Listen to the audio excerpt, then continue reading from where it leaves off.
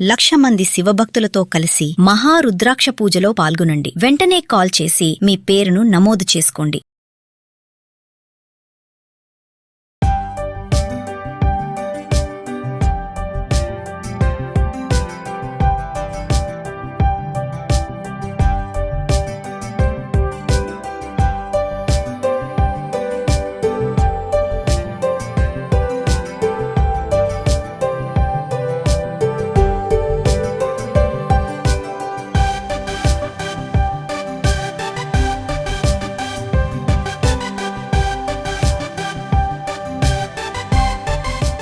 Welcome to mom's kitchen.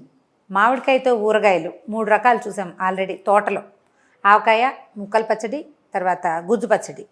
అయితే ఇంకా చిన్న చిన్న వెరైటీస్ చాలా చేసుకోవచ్చు. ఇందులో బాగా సూపర్ వెరైటీ ఏంటంటే మాగాయ. అది కొంచెం టైం టేకింగ్ కాబట్టి మెల్లిగా చూద్దాం. ఇప్పుడు లేటెస్ట్ విషయం ఏంటంటే బాగా పురాతనమైన పద్ధతి. కొన్ని తక్కువ ప్రాంతాల్లోనే చేసుకుంటారు. ఎక్కువ నిలవ ఉండదన్న అనుమానం కూడా ఉంటుంది. కానీ ఎక్సలెంట్ రుచిగా ఉంటుంది. ఎంత బాగుంటుందో. ఇదేంటంటే పెసరపిండితోటి ఆవకాయ కలుపుకోవటం. మామిడికాయ ముక్కలే, ఉప్పు కారం మామూలే. అయితే అందులో ఏం చేస్తామంటే పెసరపప్పుని మెత్తగా గ్రైండ్ చేస్తాం. అక్కడక్కడ వేయిస్తారు కూడానండి. వేయించిన పెసరపప్పుది అంత రుచిగా ఉండదు, నూనె లాగేసినట్టు అయిపోతుంది. అలా కాకుండా పచ్చిదే పెసరపప్పుని, చాయ్ పెసరపప్పు చక్కగా శుభ్రంగా బాగు చేయటం, కొంచెం ఎండలో పోసుకోవటం, తర్వాత మిక్సీ జార్లో వేసి మెత్తగా గ్రైండ్ చేసేసుకోవటం. కారం కంటే కొంచెం ఎక్కువ పెసరపిండి వేసుకోవచ్చు కూడా, చాలా బాగుంటుంది. సాయంత్రం ఇవాళ కలిపామనుకోండి, రేపు పొద్దుటికే ఊరిపోతుంది. తక్కువ రోజులు ఉంటుంది. పచ్చడి ఎర్రగా అందంగా ఉంటుంది. కొద్ది రోజులు, ఒక వారం 10 రోజుల పాటు తినడానికి చాలా బాగుంటుంది. వేసవి కాలపు కొత్త రుచి. ఇదేంటంటే ఎక్కువ 25 కాయలు 30 కాయలు పెట్టుకునే వాళ్ళం కాదు. మా ఇంట్లో ఒక 5 కాయలు అలా పెట్టేవాళ్ళు. ఒక 15-20 రోజుల్లో మొత్తం అంతా ఊదేసేవాళ్ళు. నేను ఇప్పుడు ఏం చేస్తున్నానంటే, ఇదివరకు 15 కాయలు అలా పెట్టేవాళ్ళం. నేను జస్ట్ 1 కాయ లేదా 2 కాయలు పెడతాను. ఒక 1 మంత్ లోపలే. ఇందులో ఫ్రెండ్స్కి ఇచ్చేవి కూడా ఉంటాయి కదా, అవగొట్టేస్తాను. 2 కాయలు లేదా 1 కాయతోటి ట్రై చేయండి. 2 కాయలకి ఎంత కొలత వేసుకోవాలో ఇప్పటిదాకా నేను ఏదో గ్లాస్ కొలత చెప్పాను కదా, వెయిట్తో సహా చెప్తాను. ఈ వెయిట్ని బట్టి ఈజీగా చేసేసుకోవచ్చు. మనం మీడియం సైజ్ కాయలు అంటే మరి చిన్న రసాలు కాదు, పెద్ద రసాలు తీసుకోవచ్చు, చిన్న రసాలు తీసుకోవచ్చు, లేదా తెల్ల గులాబీ వెరైటీ కూడా. గోదావరి జిల్లాల వాళ్ళైతే కొత్తపల్లి కొబ్బరి దొరుకుతుంది, అదైనా పెట్టుకోవచ్చు. నూజివీడు రసాలు అవి కూడా బాగానే ఉంటాయి. ఈ సైజు మాది. పెద్ద రసాలు అంటే జలాలు ఇంకా ఇంత పొడుగుంటాయి కదా. ఈ సైజు కాయలు అయితే 2 కాయలకి 100 గ్రాముల చొప్పున మనం ఉప్పు, కారం, పెసరపిండి వేసుకోవచ్చు. గ్రాముల కొలత అయితే అట్లా. ఒకవేళ గ్లాసుల కొలత అయితే ఎలా చేయాలో చూద్దాం.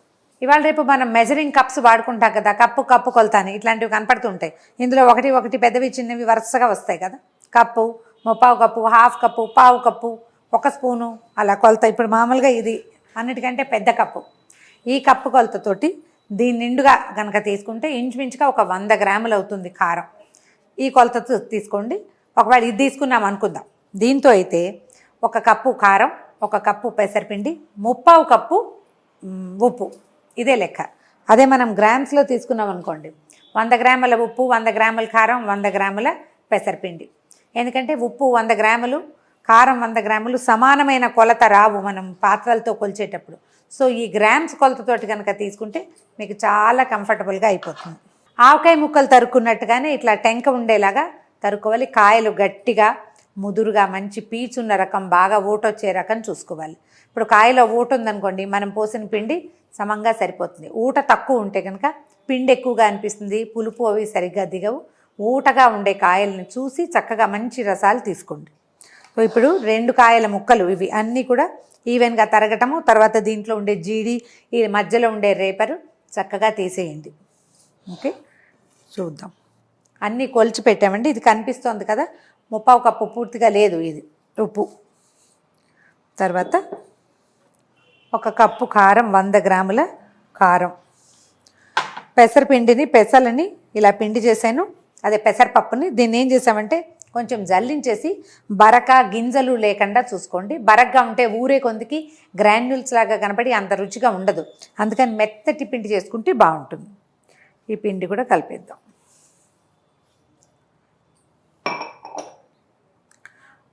ఒక 1/2 స్పూను పసుపు. ఈ పనులు చేసేటప్పుడు ఎప్పుడు కూడా ముక్కల్లో ఏనాడు డైరెక్ట్గా పోసేయకూడదు. చక్కగా ముందు విడిగా కలుపుకోవాలి. ఇప్పుడు ఈ ముక్కలకి పిండి ఎక్కువైంది అనిపించింది అనుకోండి, అప్పుడు మనం పిండి తీసి పక్కన పెట్టుకోగలుగుతాం. మళ్ళీ ఇంకో అరకాయగా తరుగో 2 కాయలు తరుక్కుని ఓ కాయ తరుక్కుని మనం మళ్ళీ యాడ్ చేసుకోవచ్చు. ఈ కలిపేసిన తర్వాత ఇదేం పాడవదు, చక్కగా ఎయిర్ టైట్ డబ్బాలో పోసి పక్కన పెట్టుకోవచ్చు. మళ్ళీ ఇంకో 2 పూటలాగా కూడా వాడుకోవచ్చు.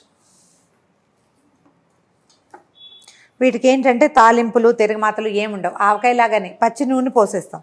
మొన్న ఆవకాయ పెట్టినప్పుడు నూనె వేడి చేసి పోయారా అని చాలామంది అడిగారు. ఆంధ్ర ప్రాంతంలో ఎవరు ఆవకాయల్లో నూనె వేడి చేసి పోయరు. నూనె వేడి చేసే విధానం కేవలం తాలింపుల్లో మాత్రమే ఉంటుంది. ఎక్కడ తాలింపు పెడతామో అక్కడ అన్నమాట. దీనికి అక్కర్లేదు. పిండి ఈవెన్గా కలపండి.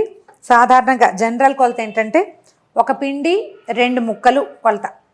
కొన్ని చోట్ల 3 ముక్కలు కూడా పోస్తారు, 2.5 3 పోసుకోవచ్చు. మా లెక్క అయితే అన్నిటికీ కూడా 2 ముక్కలు అయితే ఒక పిండి. ఇప్పుడు ఇది హాఫ్ గిన్నెడు ఉంది కదా, ఫుల్ గిన్నెడు ముక్కలు పోస్తే దీనికి సరిపోతుంది. ఇప్పుడు ఈ ముక్కలకి ఈ పిండి ఎక్కువ అనిపించింది అనుకోండి, కొంచెం పిండి తీసి పక్కన పెట్టుకుంటాం. ఉప్పు, కారము, పసుపు, మనం ఇందులో వేసిన పెసరపిండి ఈవెన్గా చక్కగా కలిసేలాగా గుచ్చెత్తేసేయాలి. ఎక్కడ పిండి మన ఉప్పు రాళ్ళు ఉండకూడదు, పిండి ముద్దలు ముద్దలుగా ఉండిపోకూడదు. ఈవెన్గా కలపండి. కొంచెం బరకపాటి జల్లెడితోటి జల్లించేస్తే కూడా చక్కగా కలిసిపోతుంది. దీన్ని ఏంటంటే ఆవకాయలలాగా 3వ రోజు నూనె పోసుకోకర్లేదు. మనం కలిపేటప్పుడే నూనె పోసేసి బాటిల్కి ఎత్తేసుకుంటే ఎల్లుండి పొద్దున, ఇవాళ కలిపాం కదా, రేపు ఎల్లుండి పొద్దున ఒకసారి మొత్తం రుచి చూసుకుని రేపు సాయంత్రం నుంచి వేసేసుకోవచ్చు. రుచి చూసుకొని అవసరమైతే కొంచెం ఉప్పు తగిలించాలి. ఎందుకంటే ఈ రోజుల్లో రాళ్ల ఉప్పులను కానీ మత్తటి ఉప్పును కానీ నమ్మలేకపోతాం. కొన్నిట్లలో ఉప్పు కారం ఎక్కువ ఉంటుంది, కొన్నిట్లలో తక్కువ ఉంటుంది. ఇప్పుడు ఈ ముక్కలకి పిండి కొంచెం ఎక్కువేమో అనిపిస్తుంది. మళ్ళీ కాస్త తీసి పక్కన పెడదాం. చూడండి,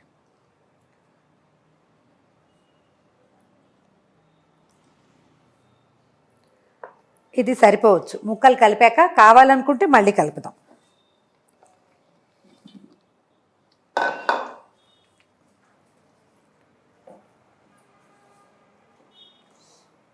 ఇంత పెద్ద ముక్కలు వద్దనుకునే వాళ్ళు చిన్న చిన్న ముక్కలు కొట్టించుకోవచ్చు. ఆవకాయ ముక్కల్లాగా ఉంటే బాగుంటుంది. ఇది చూడండి, దీంట్లో ఏంటంటే నూనె పోసేసరికి మనకి మొత్తం కలగలిసిపోయి కనిపిస్తుంది అన్నమాట. మేము పూర్తిగా నువ్వుల నూనె వాడుతున్నామండి. ఒకవేళ మనకి దగ్గరలో గానుగలుండి గానుగ నూనె అలవాటు ఉంటే గానుగ నూనె పోసుకుంటే చాలా బాగుంటుంది. మేమైతే అదే అంటే ప్యాకెడ్ నూనె వాడుకుంటున్నాము ఇందులోకి.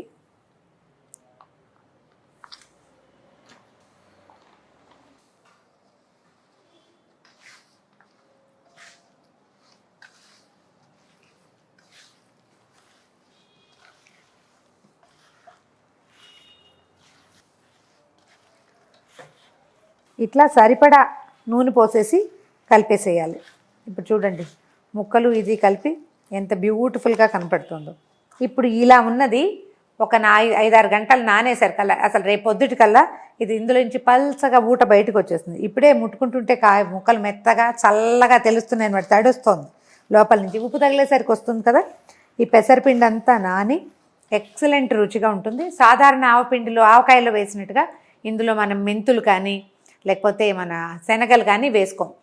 ఒకవేళ మీకు ఆసక్తి ఉంటే కొంచెం ఒక 1/2 స్పూను మెంతిపిండి వేసుకోవచ్చు.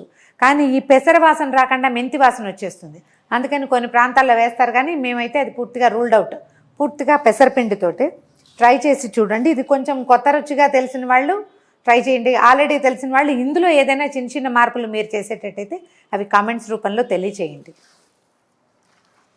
రెడీ అయిపోయింది. వేరే ఒక బౌల్లో పెట్టుకుందాం. ఏదైనా గ్లాస్ బౌల్లో జాడీలో స్టోర్ చేయండి. 1 పూట 2 పూటలు వీటి దీంట్లోనే వదిలేస్తే ఎల్లుండికి కొంచెం బాగా ఊరిపోతుంది కదా. అప్పుడు అవసరమైతే కొంచెం ఉప్పు అవసరమా లేకపోతే మరి కాస్త నూనె అవసరమా చూసి కలుపుకోవచ్చు. మొదటే సీసాల్లో వేసి మూత పెట్టేయద్దు, ఓ బౌల్లో వేసి అట్టు పెట్టండి. కొద్దిపాటి నూనె పైన పోస్తే ఇంకా కొంచెం బాగా ఊరిపోతుంది. ఇదిగోండి పాతకాలపు పచ్చడి పెసరావకాయ. 2 కాయలతోటి ఇంత పచ్చడి అయింది. మనం 1 కాయే ట్రై చేద్దామంటే నేను చెప్పిన కొలతల్లో 50-50-50 చేసేసుకోవటమే. 50 గ్రాములు ఉప్పు, 50 గ్రాముల కారం, 50 గ్రాముల పెసరపిండి, 1 చిటికెడు పసుపు వేసి కలిపేసి చూడండి. దీనికి ఆల్టుగెదర్ 1/4 లీటర్ నూనె మాత్రమే పడుతుంది, అంతకంటే పట్టదు. ట్రై చేసి చూడండి. ఈ రెసిపీ కనుక మీకు నచ్చినట్లయితే లైక్ చేయండి, షేర్ చేయండి. మరిన్ని ఇంట్రెస్టింగ్ రెసిపీస్ కోసం సుమన్ టీవీ మామ్స్ కిచెన్ని సబ్స్క్రైబ్ చేసుకోండి.